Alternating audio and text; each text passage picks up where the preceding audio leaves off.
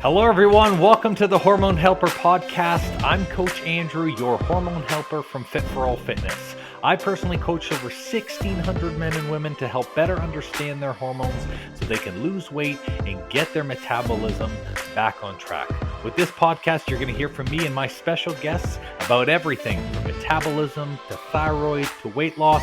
And we even talk a little bit of sexy time as we chat to spread more knowledge thick like butter on your hormones. If you're ready to learn, I'm ready to share, so let's do this.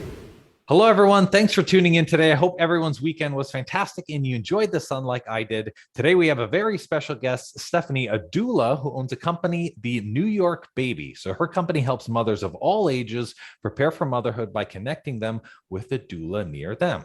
So Stephanie, thanks for being here. I always like to start off with a little bit of an introduction about you. So why don't you share a little bit about yourself and introduce yourself to the crew? Thank you, Andrew. And thank you for having me. My name is Stephanie, and very much looking forward to telling you a little bit more about my work and what a doula is doing, how we can help. And I got into the field since I was 11 years old, because that's when my little brother was born. And that's what made me wanting to become a midwife, which I then became when I was 21. So I've been in the field a really long time. I started internshipping at like 18 years old and attended my first birth. And then I did midwifery school, where in Germany you start rather early. We all deliver babies in Germany as a midwife. We don't have doctors at the birth in Germany. So it's a very different system. And I moved to New York in 2006. Well, first 2003, then 2006. And I learned that it's a different system here. So I became a doula in New York City to be able to still help families to do the prenatal care, birth care, and postpartum care, which is what I did in Germany, and it's not so common in the US for a midwife to do it all. So I became a doula. Interesting. I think it is really cool that this has been like a really long-term passion for you. And I feel like, especially in like countries outside of Canada and the United States, a lot of people just don't know that there are other things available. They just think that the doctor just does literally everything as a part of the process.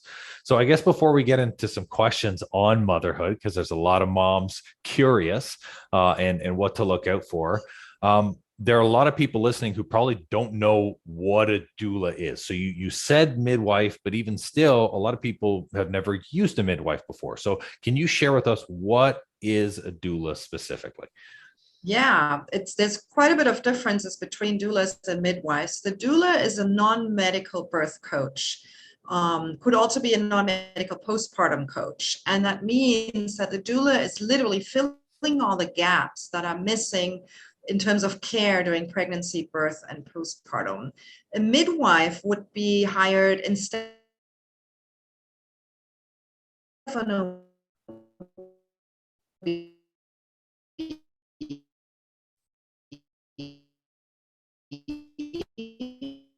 so if someone says obstetricians they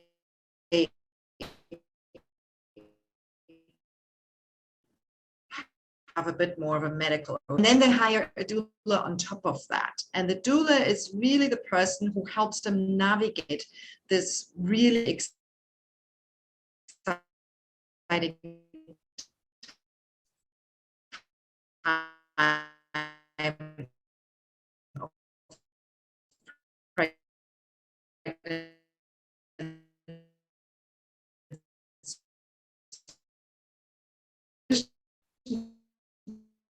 to the mother or birthing person.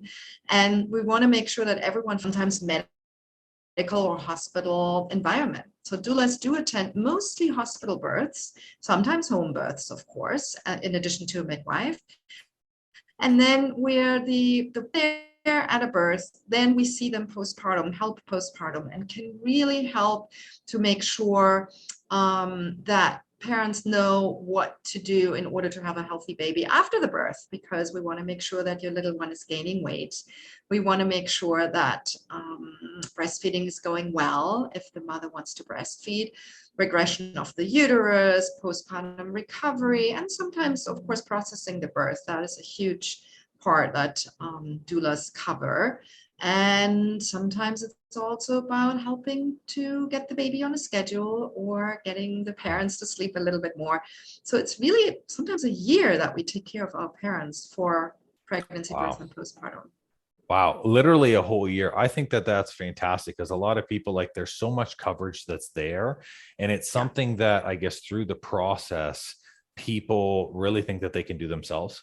So it's like, I remember the first time that I heard about a doula, and it was actually from a client who was, so she was in the process of having twins.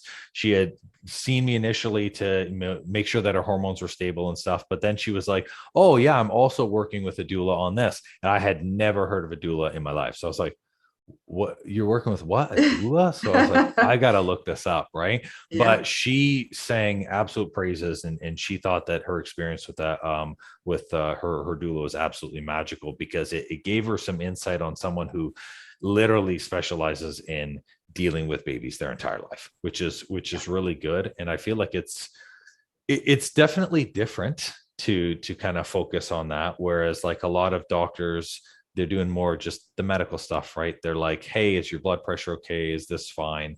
And then, there's not a lot of visibility. Now, a lot of doulas have different styles or different ways of working or operating with their clients. Like, some prefer like a calm and gentle approach. Some doulas are more of like a take charge in the situation kind of person. What would you describe as your doula style? Like, how do you kind of work with your moms? That's a good question. Yeah, every doula has a different style. The good thing, we all have the same outcome in terms of statistics. So all doulas lower the C-section rate by 45%, which is amazing. Wow. And it's not because doulas are against C-sections. Obviously, they're necessary sometimes, but doulas help to navigate pain relief. They know what questions to ask. If birth stalls, for example, they know how to approach interventions, to postpone them or to actually have them earlier when it's needed. So that's why the help with the doula can have such an amazing outcome for the birth, and then postpartum as well, with lowering the postpartum depression, helping to breastfeed. So as a successful breastfeeding, the rate is about 90% with a doula. So that is a very nice outcome. And especially in New York, our clients do often request to have a doula who is less spiritual, which is very funny, because I think lots of people think a doula is mostly spiritual, or comes with her candles and oils and might sing in the corner over there, which there are a few of them, that's true, but I'm certainly not one of them, and many of the doulas who I work with and who are in my team are not one of them. My main approach is birthing on, evidence-based birthing, which means we look at the facts, we look at studies, we look at outcomes, and especially issues and topics that come up these days, for example, induction, which means a medical start of labor. There's different ways to do that, and the number has risen quite a bit because of a new study called the ARRIVE study. And this ARRIVE study was done in the UK, and it says that if women get induced before their due date, which is crazy and ridiculous, and before the due date, most first-time mothers don't go into labor. So we have many more inductions right now, because the study says the outcome, meaning the healthiness of the baby and the mother, is better. What they don't list is the number of C-sections that we have because of an induction. They don't list if the baby ends up in a NICU, the neonatal intensive care unit. They don't list if the mother has a huge amount of pain relief and medication. So all these things are not listed. It's literally only, which of course is very important, the outcome in terms of, death, basically, right? If the mother survives and the baby survives. And that is very important, but it's a fine line in terms of looking, should we induce if everything is fine, or should we wait a few more days? And luckily, there are a lot of studies that work with this ARRIVE study. So we look at the study. We, of course, are in touch with the obstetrician who might be recommending an induction. And then we look at what is your decision? What is your path? What makes sense for you? So the parents, the mother always decides on her own, but the doula is the person who knows about studies and who brings them in. And of course, OBs know that as well, but they don't always share. They don't always bring it in. So we send the links and we discuss this and go over the pros and cons. Mm-hmm. So then the mother can have an informed meeting with the doctor and then make an informed decision. And that works quite well in New York City. And we can still bring in a lot of natural things, oils and breathing techniques and lowering pain relief techniques that work more on the sometimes spiritual field, right? But the goal is always to make the mother as comfortable as possible, depending on where she feels pain, how she feels the pain, how long it's been going on, and of course where she selves. They're very different versus inactive labor. Does that make sense? Yeah. It's so interesting how you said that it's looking at it more from the research and the medical approach, as opposed to just, I feel like a lot of people, when you talk about a holistic solution, because that's really what this is, a holistic and natural solution, they immediately think like witchcraft, voodoo, like we're going to be chanting and stuff like that. It's like, no, and I must admit, like when I had heard initially and I was like, okay, well, let me ask some people around me. And obviously they weren't informed. That's kind of what I was told. Right. And I think people don't like, now they're starting to realize there are a lot more natural and healthier options, which is great because like you said, medications affect hormone panel. And that's something that I see always after a pregnancy. So a lot of women don't realize like, you're creating hormones for two, and then those hormones are supposed to naturally cycle off. But with some medications, they don't. It really affects that. And the trauma of a C-section can really be debilitating. And people can have pain for a really long time. Things can, obviously it's a regular practice. They hopefully have them down pat on the routine. But even still, there's always after effects of those things. And having a second, child afterwards becomes, again, something very different if you've had a C-section in the past. So there's a lot of other things that I think moms need to consider before just taking that route all the time. How many children are you having? What is this going to look like afterwards in terms of recovery? There's a lot of that. So I guess going into that, like a lot of women, I don't think realize how much their body can change during pregnancy. And I'm sure as a doula, like you see that these changes really impact the quality of their life and really the delivery of a healthy baby. What are some of the situations that you're finding that moms come into where it's like that would be something that could impact their health or their child's health through your process? Yeah, that's a great question. Many only look at like birth, and our really big part is to prepare for the birth. And that's what we tell clients in interviews when right now it's July, so we usually interview with people who are due in January, for example, February. We usually get hired rather early in pregnancy, but then sometimes it could be a little later too, or short notice if someone is available. But as you're saying, hormones are such a big deal in pregnancy because they change, behavior changes, their moods change. Our biggest goal is to let the mother to go into labor at her best, feeling her best. So even if sleeping, whatever, my back hurts, whatever it is, I'm very moody. And once we hear that, we want to make sure that we change it. We look at thyroid, for example. So sometimes the OB doesn't even know, but then we bring them back to the obstetrician and they might send them to an endocrinologist or someone like you, so they can kind of discuss what's going on if it's minor issues. We want to make sure they feel well physically, they get enough sleep, because if people don't get enough sleep, that throws off the hormones, which then can throw off beginning of labor, for example. We've had clients who were in predominant labor, meaning like early labor for days. They have contractions every 10 minutes. That can be stressful if that's going on for 2-3 days in a row, right? And stress is not something we want during labor.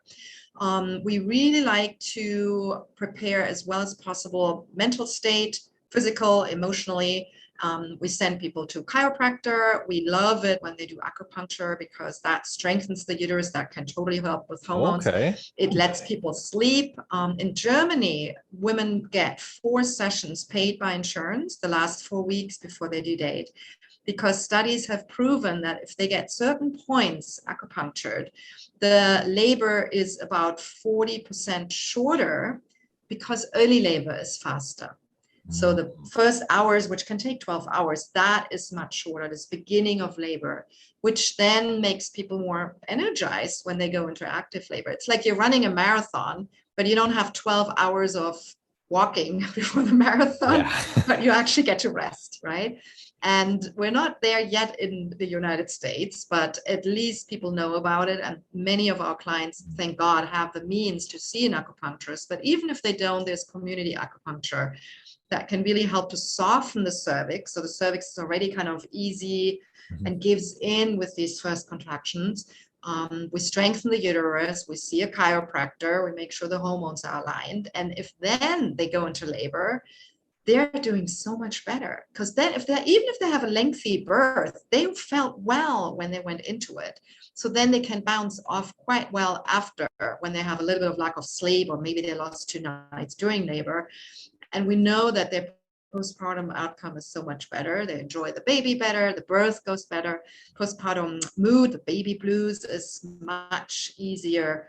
And we have a better postpartum phase, which is just so important. And it's really a big part. And it has nothing to do with, not necessarily really with money, because there's a lot of things people can do on their own that is covered by insurance, or even exercises that women do at home. During the pandemic, nobody went to see an acupuncturist, right? But then there were points. They were like pushing and pressuring those points during pregnancy at certain times, and movements they were able to do that still helped to line the pelvis, and that helped them have a better birth. That's a really big part. Yeah. I love the fact that it's about focusing on all the aspects of physical, mental, and emotional, because it's not enough to just focus on, I think where practitioners fall short is really with the overwhelm of the system. They only have enough time to check you medically. And there's really no questions. It's like, listen, your blood work's okay. Your baby seems in alignment, like check. And they've got another 200 people. Right. And that's tough, because I feel like a lot of people fall short there. And like where people start communicating with us is like they're having a lot of immediate concerns, right? And I feel like when you talked about all of these the challenges that they can face through birth, one of the main things that gives a lot of the ladies I speak to concern is their weight. They're really, really nervous about how much they weigh, and about the fact that they've never been active before, and they're like, how is that going to affect what happens? When you come across someone who might have some of these issues, what are you recommending in terms of helping them kind of make that transition, right? Because that can be a little scary for people. Yeah, it depends on what their weight is before pregnancy, how it evolves during pregnancy, because if someone is pregnant and then they give birth, for example, they lose about 10 pounds during the birth, because there's a baby, there's a placenta, there's amniotic fluid. So they don't lose a lot of weight. So theoretically, they should only gain 10 pounds, which nobody does, right? And the rest we know is water. Women gain a lot of water. They become wider and just kind of more fluid in their bodies, and that's perfectly normal. But we need to see where it goes. So where is she coming from? How healthy was she before? Was there any kind of concern to be pre-diabetic? That's our main concern.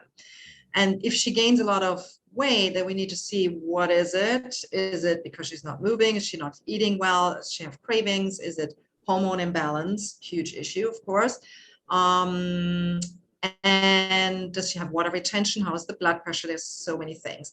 Everyone gets a blood glucose tolerance test at about 28 weeks, which I'm not sure if that's the same in Canada, but I think everywhere is sort of around 30 weeks. And it's being checked if there's some signs of becoming or getting gestational diabetes or having gestational diabetes.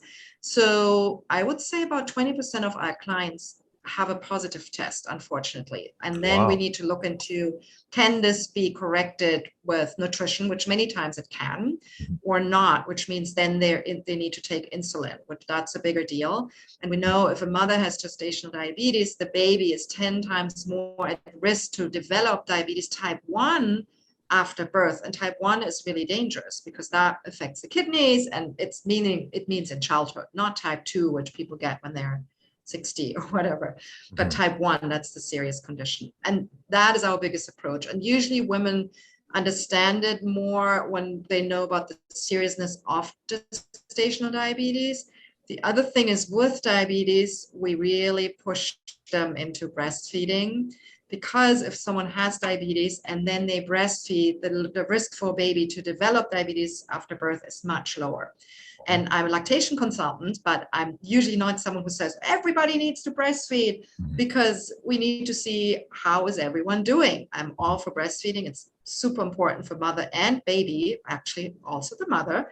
But it is also something where we need to see, is it doable? How was the birth? How is sleep? How is the milk supply? How is the baby feeding? Is the baby taking 2 hours per feed or half an hour? So all these things we want to look at. But if someone has diabetes, I'm more assertive, and usually people get it and they try their very best to give as much breast milk as possible to lower that risk, at least breastfeeding for like 4 or 5 months to make that happen. And then after birth, I think what is then also important is to get women back on track to feel their best physically. So if someone is breastfeeding, they usually lose a lot of weight. But as you're already saying, the hormones need to go back on track, which they sort of do, but it can be a little bumpy. So one hormone goes up, the other goes down. We still have prolactin to deal with, which is the hormone that women produce when they breastfeed. And that's where we usually have people come into the picture who deal with hormones, because we don't always know what's going on. It's usually, as you probably know, right, it's things that can be addressed with nutrition, supplements, certain dietary style. If they're not breastfeeding, we want to see how can they get their weight back. Often it's water retention. We don't want to really do anything that lets women really take medication or supplement where they just flush their kidneys. That's not healthy after birth. But there's things they can do to support getting back to their weight. And I think a big part is also socializing, exercising, doing things that help them find their role as parents, as mother, as birthing person, because it's a new identity. And many times I notice when people gain weight after birth, or they don't really lose it, they're not feeling so well. And it's a little bit of a protective barrier, not letting go, still dealing with the birth, not feeling their self, not feeling sexy, not feeling like a mother, like only feeling like a mother, which is sometimes considered as, oh, I should look like this, which is not true, obviously. And we sometimes want to approach it from a different perspective, which is why I think, for example, group gatherings, groups in general can be a great thing online, new moms groups, or groups like yours where people just come in and talk and just hold themselves each other accountable, right? Yeah. I really like that, because it's all about motivation in a group. A community is so powerful, and I think people underestimate the power of postpartum depression. Like it really is. It can really be debilitating, and sometimes a lot of people are trained to think that depression is hormonal, or depression requires medication, and sometimes it just requires working through it, which is like where community comes into play. And it's crazy because just this weekend alone, I encountered 6 babies, right? And I feel like I'm at the age now, right? So like I just turned 30. I turned 30, and everyone just has a baby now. So I'm like, holy cow, people are, when is your baby? I'm like, duh, I just got married. We're almost there, but it's insane to hear when I'm talking to them, because I like to get into really deep conversations, and I like to say, like, how are you really? Don't tell me the sleep, the thing, what's going on. And they're like, there were several of them that were like, I do feel like a loss of some kind, like a really big disconnect. And one woman actually felt like she was like, I feel like it's not my baby. Like it doesn't, I don't feel a connection yet. But Yeah. when I was talking to her about, well, like, who is a part of your team in the process, they basically just had, their doctor, and that was it. So there was no, it was in Canada, it's 4 medical visits, you get 2 ultrasounds, and that's it. So over the span of an entire year, you maybe speak to somebody for a total of half an hour. And that's not enough. They don't understand, and it's really hard to go through. So a question, I guess, on when a doula is appropriate. So for someone who's having, like, considering children, someone who's having their first baby, who's never used a doula before, maybe they've never had a family member even talk to a midwife, how would they know that this would be a good choice for them, or a good decision for them to have someone like you as a part of their team?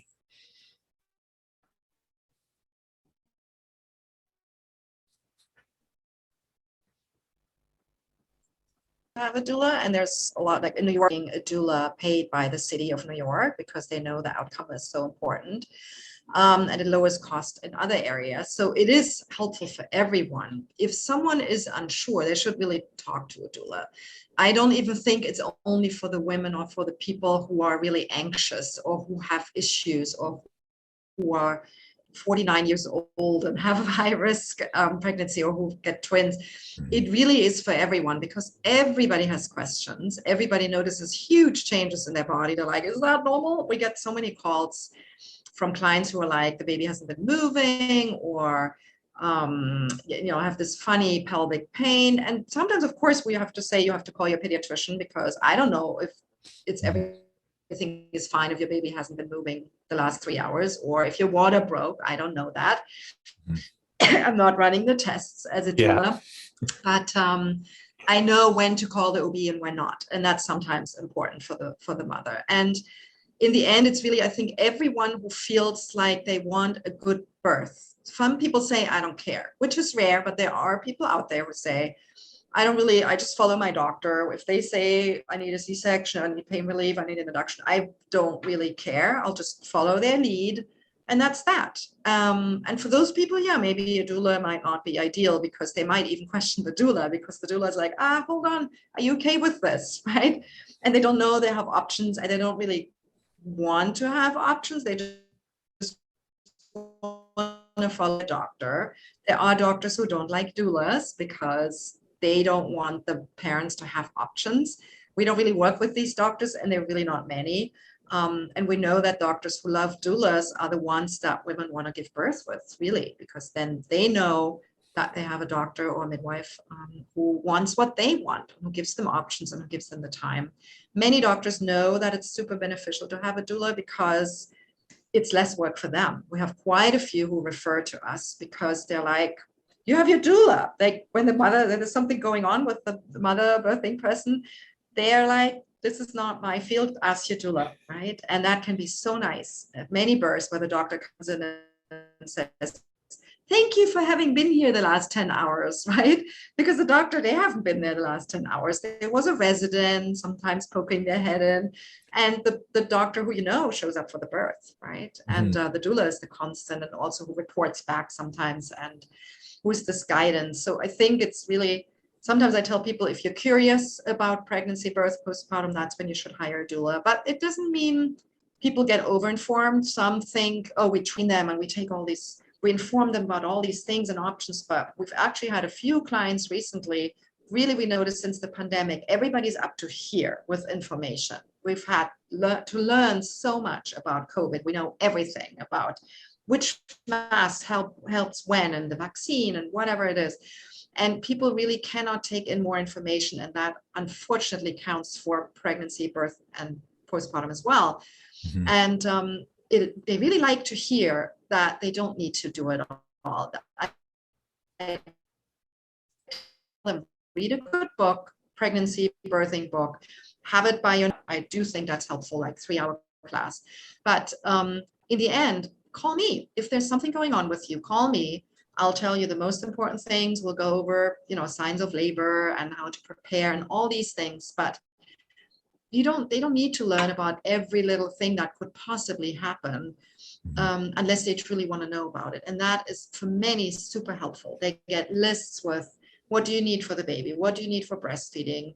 Do you even want to breastfeed? How to prepare for the birth, even the minimum hours to prepare, because many work till the due date. And that's a huge relief. It's sort of like a wedding planner for the birth, sort I of, love that. because we tell them how to prepare, what to do, how to keep the relationship stable, because they call the doula. If there's an issue, call your doula. So there's nothing they need to do or know. There's no stress on each other as a couple. Did you read this? Did you know this? Did you buy this? No, not necessary. So in the end, people save a lot of time. And for some, that not even some in New York, I say many, that's a big trigger as well to hire a doula to save time. Yeah. And filter, to not Google. I think these days it's very important to not Google, what to do when I have a breech baby, that you freak out about it. Call your doula, 20-minute call, know what to do.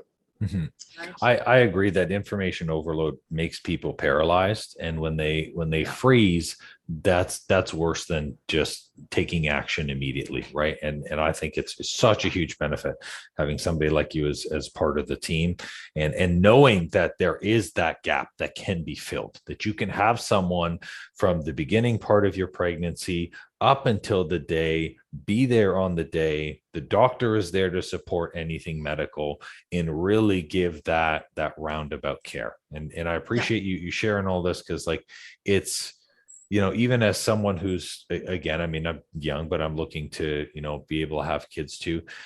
I think there's only so many baby books you can buy, but only someone who has experience truly knows, right? Like there's nothing like, I was holding one of the babies. I was like, this thing is just crying. I don't know what to do. My mom was like, here, takes it, moves a couple times, and then, it stops, right? It's just so funny how only someone who's gone through it knows what to actually worry about, what not to worry about. So that's really huge. And I appreciate you sharing. Now, before we head out for today's podcast, if someone is searching for you, or even if people are just curious about some information on, the types of service or the way that a doula can support them, what is the best way to connect with you? Our website, that would really be best. We also offer workshops, but the website, www.thenewyorkbaby.com, gives a lot of information. So we have a couple of videos on there where some news channel in Germany, they followed me. And so I had it translated. It's a quite nice video that just talks about my work and work of doulas in general, and interviews a few mothers. And it also shows the difference between birth doula, postpartum doula, lactation consultant, which is more clinical and often gets reimbursed by insurance. So everybody, please ask your insurance if maybe you could get a lactation consultant covered. And of course, price range of doulas on our website, so people can inquire. They tell us a little bit of what they want, what background they want in their doula. If there's any certification, any language that's important for them. And price range in New York City is different than price ranges in other cities. So it can help to compare a little bit. But in the end, the key is also to know that you'll find all that information, but you will see a lot of doulas on our website. And we really want to have all kinds of doulas out there for everybody. First of all, price range, but the other is really the background. And knowing that personality is different. So it makes sense to interview 2-3 doulas. And that is important. If you Google a doula and there's one doula on that page, it's of course helpful if it's a single doula, but it can be, for us at least, really helpful if it's a team and there's like a backup available, and there's a little bit more accountability because we work together. I know all the doulas. So God forbid there's any ever doula who's like, I'm on vacation and the client is due next week. That won't happen because they know me and we work together, and it just really helps. And at the same time, if someone gets COVID these days, doulas are so careful, but we never know. They do get COVID sometimes, and then we have backups available, and that is super helpful as well. Right? That's amazing. There's lots of course, information in Canada, United States about doulas in general. Doulas of North America, for example. So just like Googling about doulas can be helpful, but our website is a good start for sure. Awesome. I appreciate that. Thank you so much. So guys, make sure that you go onto thenewyorkbaby.com. So then that way you can check that out. Check out the workshops as well too. Like in terms of information is power, right? If you have the knowledge and you have the confidence, it allows you to select the better person to be a part of your team. And it's, like a lot of the moms that I work with, it's not just enough from the hormone side to say like, yeah, I'm balanced, their level, like great, hormones are great, but it's just one piece.